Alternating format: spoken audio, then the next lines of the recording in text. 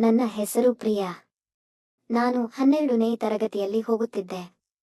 ಇದು ನನ್ನ ಜೀವನದಲ್ಲಿ ಆದ ಕಹಿ ಘಟನೆ. ನಾನು 12ನೇ ತರಗತಿಯಲ್ಲಿ ಓದುತ್ತಿರಬೇಕಾದರೆ ನನ್ನ ತಾಯಿ ನನ್ನ ಟ್ಯೂಷನ್ಗೆ ಹಾಕಿದರು. ನಾನು ಯಾವಾಗಲೂ ಟ್ಯೂಷನ್ಗೆ ಹೋಗುತ್ತಾ ಇದ್ದೆ. ನಾನು ಸ್ಕೂಲಿನಲ್ಲಿ ಚೆನ್ನಾಗಿ ಓದುತ್ತಾ ಇದ್ದೆ. ಅದಕ್ಕೆ ನನಗೆ ಕಾಲೇಜಿನಲ್ಲಿ ಕ್ಲಾಸ್ ಲೀಡರ್ ಮಾಡಿದರು. ನನ್ನ ಹಳೆ ಸ್ಕೂಲಿನಲ್ಲಿ ಓದುತ್ತಿದ್ದ 10ನೇ ತರಗತಿಯ ಒಬ್ಬ ಹುಡುಗ ನಮ್ಮ ಟ್ಯೂಷನ್ಗೆ ಸೇರಿಕೊಂಡ. ನಂತರ ಅವನು ನನ್ನನ್ನು ಅಕ್ಕ ಅಕ್ಕ ಎಂದು ಕರೆಯುತ್ತಿದ್ದ. ನಮ್ಮ ಟ್ಯೂಷನ್ ಟೀಚರ್ ನನಗೆ ಎದುರು ಅವನಿಗೆ ಏನಾದರೂ ಡೌಟ್ ಬಂದರೆ ಹೇಳಿಕೊಡು ಎಂದು.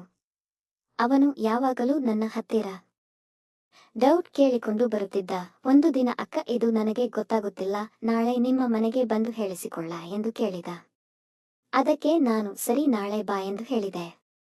ನಂತರ ಮಾರನೇ ದಿನ ಅವನು ನಮ್ಮ ಮನೆಗೆ ಬಂದನು. ನಮ್ಮ ಮನೆಯಲ್ಲಿ ಯಾರೂ ಇರಲಿಲ್ಲ. ಬಾ ಕುಳಿತಿಕೋ ಎಂದು ಅವನಿಗೆ ಹೇಳಿದೆ. ಅವನು ನೀರನ್ನು ತಗೊಂಡು ಬಂದು ಕೊಟ್ಟೆ. ಅವನು ನೀರನ್ನು ಕುಡಿದು ಲೋಟ ಕೆಳಗಡೆ ಇಟ್ಟಿದ.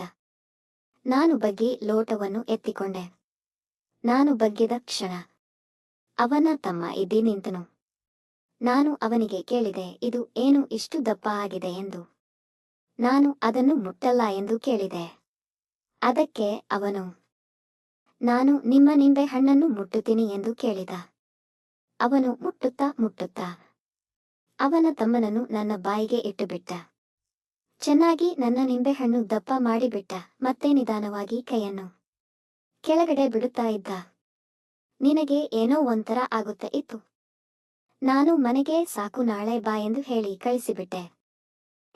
ನಾನು ಚಿಕ್ಕ ವಯಸ್ಸಿನಲ್ಲಿ ಇದ್ದಾಗ ತಪ್ಪು ಮಾಡಿಬಿಟ್ಟೆ. ದಯವಿಟ್ಟು ಯಾರೂ ಇತರ ತಪ್ಪನ್ನು ಮಾಡಬೇಡಿ. ಈ ಕತೆ ಇನ್ನೂ ಮುಂದುವರಿಯುತ್ತದೆ.